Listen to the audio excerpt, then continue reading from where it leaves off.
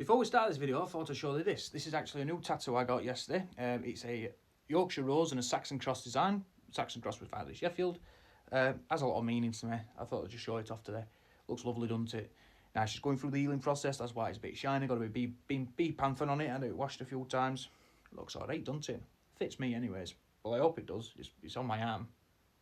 Anyways, let's crack on with the video.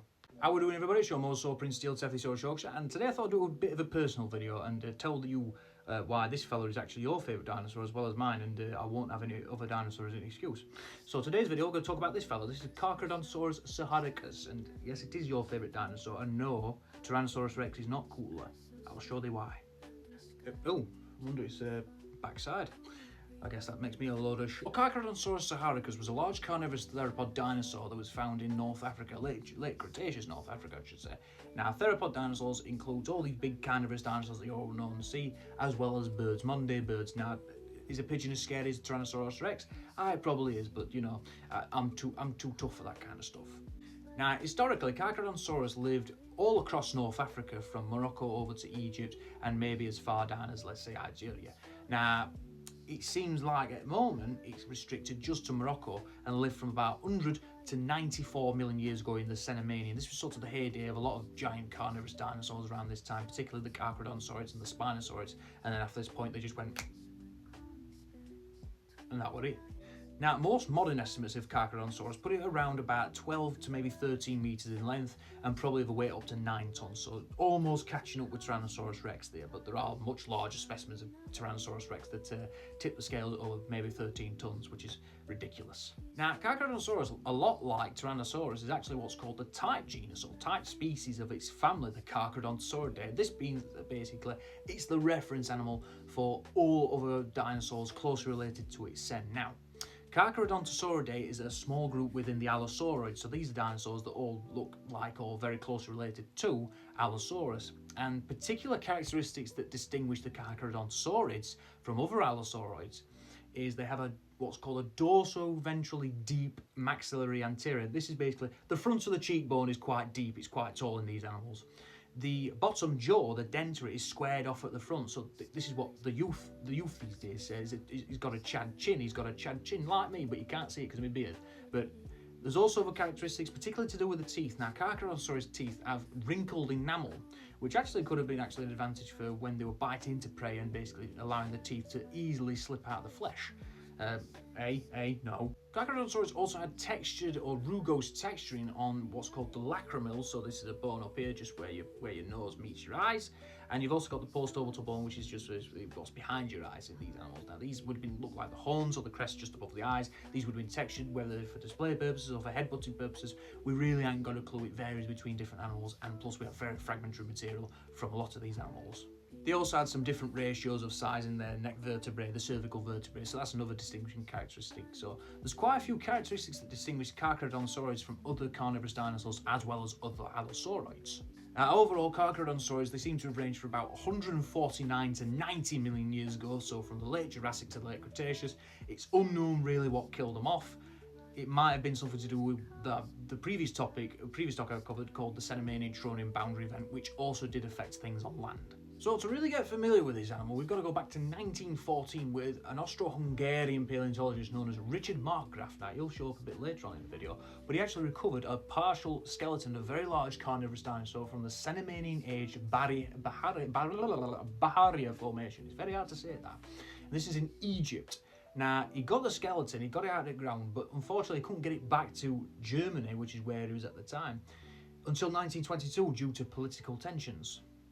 Then in 1924, from what's known as the Continental Intercalare Formation, 2 teeth were recovered, 2 very large carnivorous dinosaur teeth, and they date from about 113 to 100 million years ago from the deposits over in French Algeria. Now, later the next year, 1925, these teeth would have been assigned to Megalosaurus saharicus. So around this time, during the early 1900s particularly, a lot of carnivorous dinosaurs were getting lumped into Megalosaurus, which was a genus of carnivorous dinosaur from my neck of the woods, Britain. But it's because every paleontologist was going, so this is a dinosaur with big jaws, sharp teeth. Must be a Megalosaurus. but we don't really do that anymore because that's called wastebasket taxon, and that's very helpful for understanding evolution, so we don't do that anymore. But luckily, Carcharodontosaurus saharicus would come a bit later down the line, and yeah, we'd move out to Megalosaurus. Well, 1931, and the father of Spinosaurus, famous German paleontologist Ernst Stromer, not father like that, don't be dirty, he actually described Carcharodontosaurus saharicus based on the partial skeleton that was found in Egypt and the two teeth.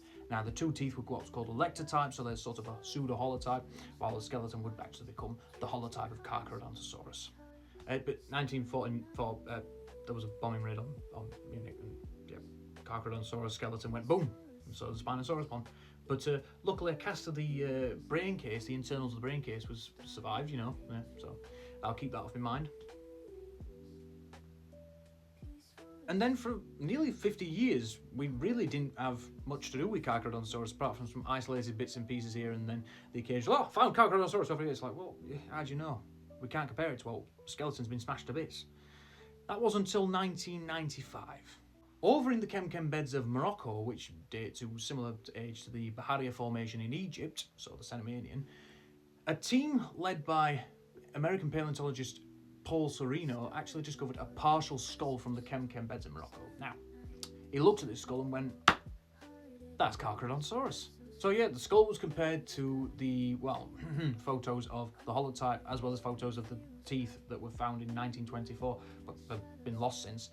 And it was realised that this skull belonged to Carcharodontosaurus and most likely Carcharodontosaurus saharicus. So it was made the sort of new holotype, the neotype is what we call it. So this was the neotype of Carcharodontosaurus saharicus. Carcharodontosaurus saharicus was back in not only the paleontological, but the public eye as well. Then from 1995 onwards to modern day, Carcharodontosaurus has actually seen quite a bit of interest and quite a bit of research. I mean, not just Carcharodontosaurus saharicus itself, but other related creatures. So, for example, we've got a new species of Carcharodontosaurus known as Carcharodontosaurus igadensis being named from Niger from 2007. But it seems like in the modern day that we think this animal could actually just be a new genus, but hey-oh, it's all in the air now.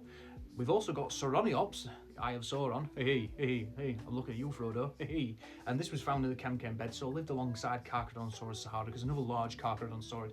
But this thing's flip-flop from inside Carcharodontosaurus saharicus and outwards. No.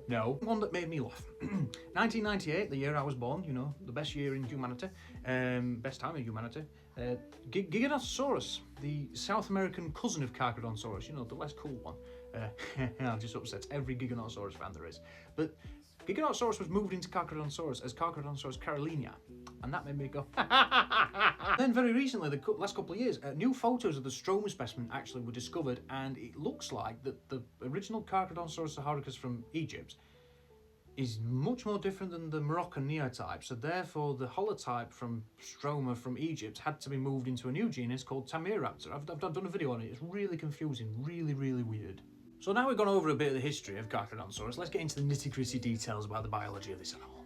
So the head, the skull, the noggin of Carcharodontosaurus saharicus, what I'm sat in right now, this was about 1.6 meters, so nearly as big as a man is tall. It's a big animal, but we do have to preface that the back of the skull and the very front tip of the skull, we don't really know, so this could actually reduce or increase the size of this animal's skull. But until we find that material, 1.6 meters seems to be, reasonably conservative. Now, the bottom jaw material, unfortunately, we don't really have much of that, so again, with the length of the skull, the total length, we're not entirely sure until we find more material. Now, this hole that I'm sat in is actually not the eye of this animal. It's called the antorbital fenestra. It's a feature that a lot of dinosaurs actually have, and it seems to be a weight reduction in dinosaurs. So basically, it meant that Carcharodontosaurus and Tyrannosaurus could get much bigger, much heavier skulls without, packed in a load of bone in there. Be daft. Be just one big loggerhead. And this skull does have a lot of those features that I mentioned about Carcharodontosaurus before. So you've got the sculpting texture on the lacrimal and the post-orbital, you've also got those teeth with the wrinkled enamel, and you've got other features that may have suggested that Carcharodontosaurus was, well, very Carcharodontosaurid. Now, luckily, we've got a good idea of the brain of this animal from the endocast that I said survived the Munich bombing, as well as the neotype. So we seem to find that Carcharodontosaurus has a very sort of more crocodilian-like than bird-like brain. So this animal was very reactive and probably was going after prey through visual sense as well as sense of smell. Now, the sauropod's back I'm sat on right here, well, it's part of a famous art piece from famous paleo artist Bob Nichols. This was produced in 2015. It shows two Carcharodontosaurus ripping apart this poor sauropod. Now, this is actually the subject of a study that looked into the lifting capabilities of Carcharodontosaurus saharicus, and it was estimated that Carcharodontosaurus's neck lifting abilities were up to 424 kilograms. Now, that's the size of a mid-sized male polar bear or domesticated dairy cow, so that's a good bit. But as you can see, these fellas are lifting up more than they can chew. Don't chew me, lads. I'm only here to discuss your guys' paleobiology. Right? Now, speaking of Carcharodontosaurus saharicus biting, well, it seems like that this fella could give thee a good bite. It seems like it had the anterior bite force, so the front of the jaws could have bit down with a force of about 1.15 tons. So that's about the weight of a Kia Sportage. You know, Kia Sportage not a very good car anyway, so not a very good anterior bite. Now, the posterior bite is closer to 2.6 tons, which is the weight of a Ford Transit Custom. A bit more respectable there. But then you look at Tyrannosaurus Rex, which has a bite force of about 6 tons. Y'all want to get your jaws in gear, eh? But to be fair, the hunting style of Carcharodontosaurus saharicus seems to be much more quick slashing and biting rather than crushing like you see in Tyrannosaurs, which actually worked for them because they became the top predator of North Africa during the Cenomanian.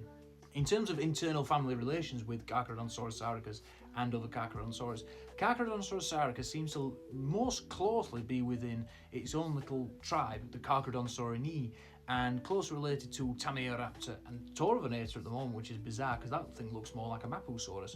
But then if you also include Sauronopsis in there, that's probably a close relative of Carcharodontosaurus. So, well, without it being Carcharodontosaurus, it's all very confusing, but yeah, Carcharodontosaurus seems to be within a little group within the Carcharodontosauridae itself.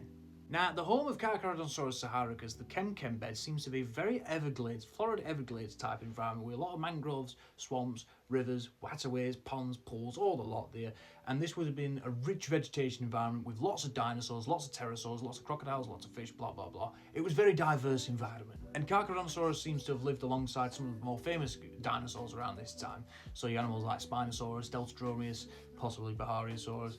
You also got other animals like Onchopristis, Elasuchus, Nacrorhynchus, and there's just loads and loads more. If you haven't looked into the Kem, please do, because it's incredibly diverse. And finally, to cap off this video, it's sort of a little personal thing for me. So Carcharodontosaurus saharicus is my favourite dinosaur, purely because when I was a young'un, I was in my early teens, I played this game. Quite a few might, particularly my age, and that was Jurassic Park Operation Genesis, or JPOG, or JPOG as we call it in Yorkshire, JPOG. But I remember playing this game, I remember unlocking Carcharodontosaurus and just seeing it go rampant in the park, and I thought, that is a very cool dinosaur. At the time, Acrocanthosaurus was actually going to be my favourite dinosaur, and I was like, oh, Acrocanthosaurus, I like that dinosaur. But then Carcharodontosaurus come along, and it just invigorated my attraction and interest in this absolutely amazing dinosaur. Now, you could say, well, it's quite a typical looking kind of dinosaur, but the fact that this dinosaur hooked me back into paleontology when I could have gone down a different path in my life, I owe a lot of my interests and a lot of my enthusiasm and motivations and aspirations to that dinosaur up there. I know I'm a mosasaur man, but Carcharodontosaurus is always going to be one of my first loves, and that's why I have so much respect for this dinosaur. And in fact, I got the chance to actually go out to Morocco and find Carcharodontosaurus teeth. So that's a dream, that's a dream. But yeah, so when people ask you about your favourite dinosaur sometimes, it's not just because it looks cool, it's also because it's got meaning to them. And this dinosaur has got a lot of meaning to me, a lot. It's probably going to be my next tattoo. But anyways, hope you found this video interesting. Hope you're having a fantastic day. I'll see you later. Ta-da.